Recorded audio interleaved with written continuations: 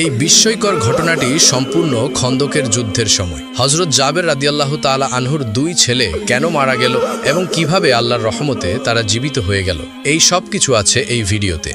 খন্দকের যুদ্ধের প্রাক্কালে রাসূলুল্লাহ সাল্লাল্লাহু আলাইহি ওয়াসাল্লামের নির্দেশে সকল সাহাবী কাঁধে কাঁধ মিলিয়ে পরিখা খনন করছিলেন। খননকালে হঠাৎ একটি সেখানে শক্ত পাথর দেখা যায়। তখন লোকেরা রাসূলুল্লাহ সাল্লাল্লাহু আলাইহি ওয়াসাল্লামের কাছে এসে বলল, হে আল্লাহর নবী, পরিখা খননের কালে একটি শক্ত পাথর বেঁধে গেছে। তখন রাসূলুল্লাহ সাল্লাল্লাহু আলাইহি ওয়াসাল্লাম বললেন, আচ্ছা, আমি নিজেই খন্দকের মধ্যে নামব। তখন রাসূলুল্লাহ সাল্লাল্লাহু আলাইহি ওয়াসাল্লাম কয়েকদিনের আনাহারি ছিলেন। পরিখা খননকারীরা প্রায় সকলেই 3 দিন পর্যন্ত কিছুই খেতে পারেননি। তারাও ক্ষুধার্ত ও আনাহারি ছিলেন। এরপর রাসূলুল্লাহ সাল্লাল্লাহু আলাইহি ওয়াসাল্লাম একটি কোদাল হাতে নিয়ে পাথরটির উপর আঘাত করলেন। সাথে সাথে পাথরটি চূর্ণ বিচূর্ণ হয়ে বালুকণায় পরিণত হয়ে গেল।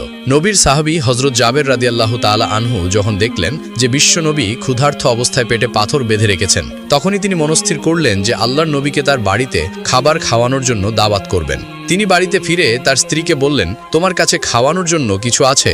রাসূলুল্লাহ সাল্লাল্লাহু আলাইহি ওয়াসাল্লামকে ভীষণ ক্ষুধার্ত অবস্থায় দেখলাম।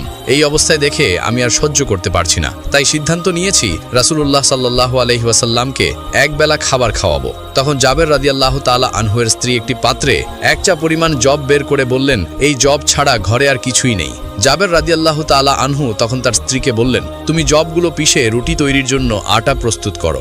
এই কথা বলে জাবের রাদিয়াল্লাহু তাআলা আনহু ভাবতে শুরু করলেন যে রুটির তো ব্যবস্থা হয়েই গেল, সাথে যদি আরো কিছু ব্যবস্থা করা যেত তাহলে হয়তো রাসূলুল্লাহ সাল্লাল্লাহু আলাইহি ওয়াসাল্লাম অনেক খুশি হতেন। কিছুক্ষণ পরই তার মনে আসলো যে তাদের একটি মোটাতাজা বকরির বাচ্চা আছে। এই কথা ভেবে তিনি নিশ্চিন্ত হলেন। সাথে সাথে এক দৌড়ে তিনি রাসূলুল্লাহ সাল্লাল্লাহু আলাইহি ওয়াসাল্লামের কাছে উপস্থিত হলেন এবং সালাম দিয়ে চুপি চুপি নবী করিম সাল্লাল্লাহু আলাইহি ওয়াসাল্লামকে বললেন, ইয়া রাসূলুল্লাহ, আমি তো গরিব মানুষ, আমার তেমন কোনো সম্পদ নেই, কিন্তু আমার বহুদিনের বাসনা আপনাকে একবেলা আমার বাড়িতে দাওয়াত করে খাওয়াবো, যদি আপনি আমার দাওয়াত কবুল করেন। এই কথা শুনে রাসূলুল্লাহ সাল্লাল্লাহু আলাইহি ওয়াসাল্লাম উচ্চ স্বরে সকল সাহাবীকে উদ্দেশ্য করে বললেন, শোনো হে সাহাবীরা, তোমরা সকলেই শোনো। আজকে আমার জাবের আমাদের তার বাড়িতে খাবার খাওয়ার জন্য দাওয়াত করেছেন। আমি দাওয়াত কবুল করেছি। তোমরা সকলে জলদি করে কাজ সেরে নাও। আজকে আমরা সকলে জোহরের নামাজ বাদে জাবেরের বাড়িতে যাব খাবার খাওয়ার জন্য।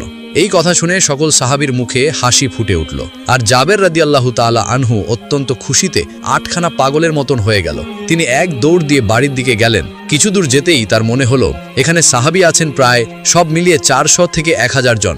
আমি গরিব মানুষ, আর ঘরে তো এত মানুষের খাবার খাওয়ানোর মতো পর্যাপ্ত খাদ্য নেই, তাহলে কি হবে? তখন জাবের রাদিয়াল্লাহু তাআলা আনহু ঝড়ের গতিতে আবারও রাসূলুল্লাহ সাল্লাল্লাহু আলাইহি সাল্লামের কাছে আসলেন। তখন নবীকে দেখে বিনীতভাবে আরো